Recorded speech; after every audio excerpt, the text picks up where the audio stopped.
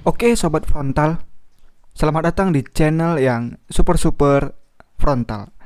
Ya kalau misalnya kalian dengar kali ini bukan jangkrik ya, tapi kayak suara hujan gerimis mengundang gitu ya kan. Nah, lagi di sini lagi gerimis nih. Kira-kira ya kalau misalnya dengar ya sambil dinikmatin lah ya kan, tapi kalau enggak ya alhamdulillah gitu. Oke, nah di video kali ini kita akan membahas mengenai harus percaya. Iya, oke ya. Jadi kita tuh memang harus percaya dalam hal apapun itu ya. Kita harus pede aja dulu ya kan. Nggak gitu maksudnya. Ya, kita harus percaya dalam hal apapun itu lebih luas ya. Bukan berarti kita harus pede aja dulu, enggak. Pede dengan percaya itu beda ya. Kalau aku rasa tuh beda. Nanti kita bahas. Yang penting di sini kita harus percaya dulu, itu yang kita bahas ya. Seasing apapun kita sekarang ya. Padahal dulu kok bisa dibilang ya kita apa ya? Kayak sama-sama saling menyayangi gitu, sama-sama saling peduli gitu dulu, ya kan? Jadi ya maaf nih kalau memang sebelumnya jadi mengenang sesuatu di masa yang dulu-dulu gitu ya kan. Mungkin kita hanya apa ya masih belum bisa menyangka aja semuanya udah berubah gitu. Jadi waktu berputar memang terasa begitu cepat lah. Ya nggak terasa udah sejauh ini jarak kita sama dia udah apa ya setidaknya nggak berani lagi kita untuk jumpai dia atau nyapai dia gitu. Nyapai maksudnya menyapa ya. Ya kita juga mendengar mungkin ya kemarin hati dia dipatahkan oleh seseorang. Ya mungkin kita ada mendengar hal itu. Ya bila iya ya semoga dia cepat pulih, lekas pulih gitu ya kan. Ya kita juga turut bersedih gitu ya kan. Ya nggak apa-apa, yang penting patah hati adalah memang bagian dari mencintai. Jadi siapapun orang yang mencintai ataupun orang yang dicintai pasti akan mengalami satu hal yang namanya patah hati gitu.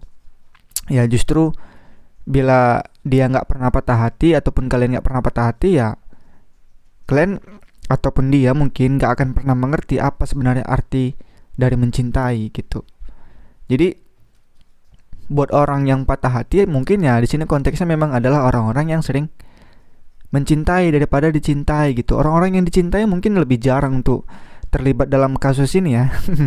Karena dia nggak akan paham, dia selalu dicintai gitu. Dia nggak pernah mencintai. Kalau dia mencintai pasti dia paham apa artinya dari patah hati gitu ya. Mungkin kita yang dulu juga pernah patah hati gitu kan, patah sekali gitu. Tapi kita bangkit, tapi kita tumbuh gitu. Kita tetap bersyukur karena ya kita mampu belajar dari menyembuhkan banyak orang gitu. Jadi kita udah pernah belajar dari banyak kasus lah gitu. Mungkin dari teman-teman kalian ada yang cerita ke kalian, kita juga bisa membantunya gitu. Itu kan bagian dari pengalaman ya gitu kan. Kalau misalnya ada teman kalian, sahabat kalian, adik kalian ataupun kakak abang kalian yang cerita ke kalian tentang patah hati mereka gitu kan, otomatis konsultasi ke kalian juga makin banyak walaupun nggak kalian sendiri yang merasakan. Ya, kalaupun kalian berhasil menyembuhkannya ya alhamdulillah. Itu makanya kenapa kita mampu gitu. Ya karena kita belajar dari banyak kasus. Belajar dari banyak menyembuhkan patah hati seseorang. Gitu ya. Jadi ya semoga dia juga bisa menjadi orang yang sembuh karena kita.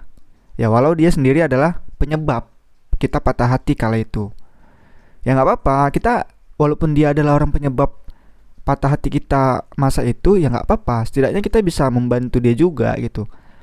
Ya atau ya apa ya? Ya kalau bisa libatkan diri kita lah sama dia. Nggak pun kita berharap untuk kembali lagi, nggak pun kita mengasih harapan ke dia gitu kan. Ya setidaknya kita hanya di sini ingin membantu aja sesama manusia, udah gitu aja sih, ya kan. Ya kalaupun memang enggak gitu kan, kita nggak pernah gitu, maksudnya kayak mana ya, kita nggak pernah lu seakan-akan kayak eh disakitkan oleh dia yang berlebihan kali, kalau aku rasa ya. Karena apapun itu ya memang udah jalannya gitu, jadi ya udahlah nggak apa-apa, bantu aja gitu. Jadi apapun itu nanti kedepannya kita nggak menutup kemungkinan untuk meminta bantuan dari dia gitu. Jadi ya mungkin kita hanya menganggap ini adalah caranya gitu ya. Cara dia agar maksudnya ini apa ya? Anggap aja lah ini adalah cara kita untuk menyadarkan dia gitu, atau sebaliknya lah gitu ya. Ini cara dia untuk menyadarkan kita bahwasanya ya kita masih dibutuhkan sama dia. Kita adalah orang yang masih dicari sama dia gitu. Jadi untuk membuat kita semakin dewasa ya memang rumit, memang sakit juga iya memang, tapi banyak pelajaran yang berharga bahwasanya menerima sesama dan saling menghargai ataupun membuang ego, membuang hal-hal yang menurut kita itu adalah apa ya, dendam semata gitu. Ibaratnya kayak kita teringat masa lampau bahwasanya dia begini begini begini begini, dia pernah gini gini gini, aku nggak bakal terima. Itu buang aja kawan-kawannya. Itu anggap aja ya itu apa ya, menyadarkan kita juga bahwasanya inilah kita proses, bahwasanya kita semakin dewasa gitu. Ya memang rumit, cuman ya mau gimana lagi, nggak apa-apa. Ambil pelajaran yang berharga yang bisa kita dapat di kejadian dari dia gitu. Ya mungkin kita juga jangan terlalu meratapi lah gitu ya. Kita hidup udah diatur gitu, semuanya udah diatur. Kita nggak usah terlalu cemas gitu, kayak ibaratnya sepotong daun di hutan yang paling sunyi aja udah pasti ditentukan kapan ia tumbuh dan kapan dia harus jatuh gitu. Daun aja tuh udah ada jalannya, udah ada yang atur kapan dia harus tumbuh, kapan dia bakal mungkin menua kemudian bisa jatuh gitu. Itu ada prosesnya kawan-kawan, itu dan itu udah diatur. Jadi bahagia itu pasti ada juga dalam hidup manusia. Ya mungkin kita juga apa ya, harus percaya akan hal apapun itu yang terjadi dalam hidup kita, bahwasanya itu memang udah diatur sama yang ciptai kita lah gitu, Tuhan gitu ya.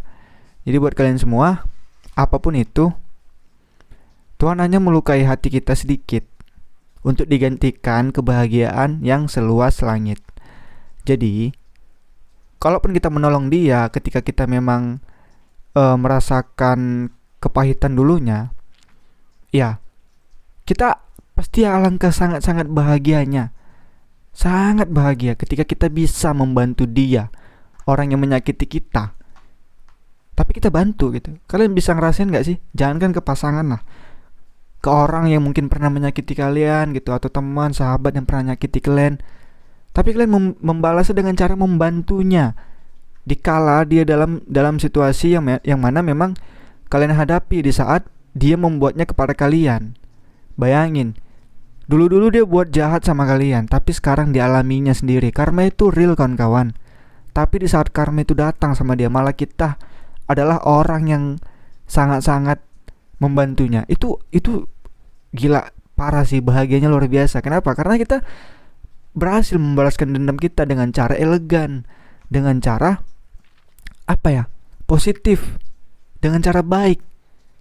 Itu pasti bahagianya luar biasa gitu. Selain itu, selain balas dendam yang baik yang kita dapatkan di sini adalah apa ya, pengaruh bawaan diri kita semakin dewasa pasti. Kemudian aura positif kita juga pasti bakal nambah. Kita makin, ibaratnya kalau orang barat bilang legowo, lebih cuman ya, mungkin ya kalian bisa ngerasain lah. Aku juga susah bilangnya, tapi kalian paham lah apa yang aku maksud ya kan. Jadi buat kawan-kawan semua, ya kita harus percaya.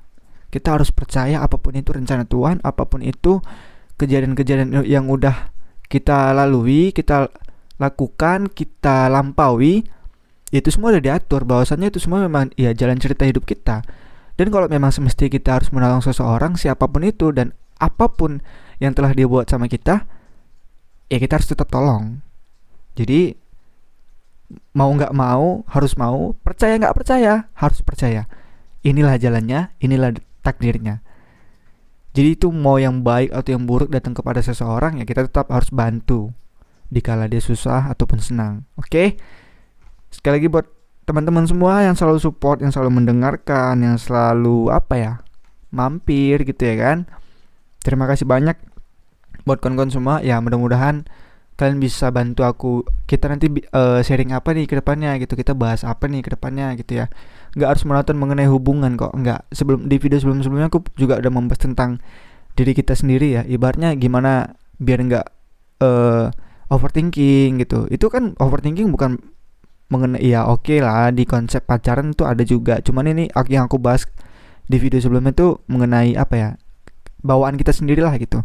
Kemudian kayak ada kesal yang menghanyutkan, itu bukan kesal tentang hubungan kita ya, tapi ya tentang diri kita pribadi juga, gimana kita menyikapi dan menghadapi kesal yang berlebihan gitu. Jadi buat kawan-kawan semua pokoknya ya di scroll scroll ke bawah aja lah, kalian mau dengar yang mana gitu ya. Ya memang lebih banyak dan monoton ke hubungan sih yang dibahas, tapi nggak apa-apa. Makanya coba kalian komen, kita bahas apa, kita sharing apa. Oke ya. Sekali lagi buat kawan-kawan, terima kasih banyak dan see you the next video.